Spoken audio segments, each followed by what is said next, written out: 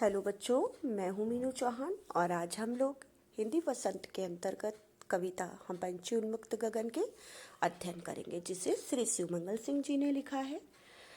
तो देख लेते हैं। हम पक्षी उन्मुक्त गगन के पिजरबंद ना गा पाएंगे, कनक तीलियों से टकराकर पुलकित पंख टूट जाएंगे। पक्षी कविता में पक्षी अपनी व्यथा का वर्णन करते हुए कहते हैं कि हम पंछी स्वतंत्र आकाश में उड़ने वाले हैं। अपना गान हम पिंजरे में नहीं गा पाएंगे। पिंजरा भले ही सोने का बना हो, पर हमारे आकाश में उड़ने वाले पंख इससे टकराकर टूट जाएंगे। हम बहता जल पीने वाले मर जाएंगे भूखे प्यासे, कहीं भली है कटुक निमोरी कनक कटोरी की मैदा से। और हम बहता हुआ जल अर्थात नदियों का पानी पीने वाले हैं। हमारे लिए सोने की कटोरी में रखी हुई मैदा से कहीं भली नीम की कड़वी निबोरी है। हम भूखे प्यासे मर जाना पसंद करेंगे, ना कि पिंजड़े की गुलामी का जीवन जीना। यानी पक्षी जो है अपनी व्यथा का वर्णन करते हुए ऐसा महसूस कर रहे हैं और कह रहे हैं। स्वर्ण श्रृंखला के बंधन में अपनी गति उड़ान सब भूले, बस सपनों में देख रहे हैं तरुकी फुनगी पर के झूले। कवि कविता में कहते हैं कि पक्षी कहते हैं कि हमें सोने की पिंजरे में बंद कर दिया गया है। इससे हम अपनी गति उड़ान सब कुछ भूल गए हैं और सपनों में हम देखते हैं कि पेड़ों की ऊंची डालियों में हम झूल रहे हैं। ऐसे थे अरमान की उड़ते नील गगन की सीमा पाने, लाल किरण सी चोंच खोल कर चुगते तारक अनार के दाने।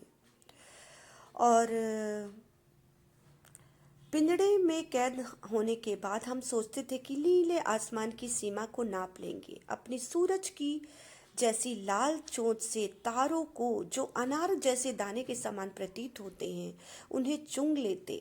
यह सब मात्र एक कल्पना है, क्योंकि अब हम पिंजरे के बंधन में कैद हैं।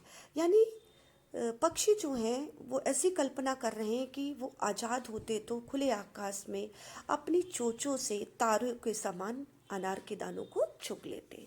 होती सीमाहीन क्षितिज से इन पंखों की होड़ा होड़ी, या तो क्षितिज मिलन बन जाता या तनती सांसों की डोरी। कविता में पक्षी कहते हैं कि यदि हम आज़ाद होते तो सीमाहीन यानी ऐसी आकाश की जिस आकाश का कोई अंत नहीं है, यानी सीमाहीन आकाश की सीमा को नाप लेते हम, और या तो क्षितिज मिलन बन जाता या तंती सांसों की डोरी।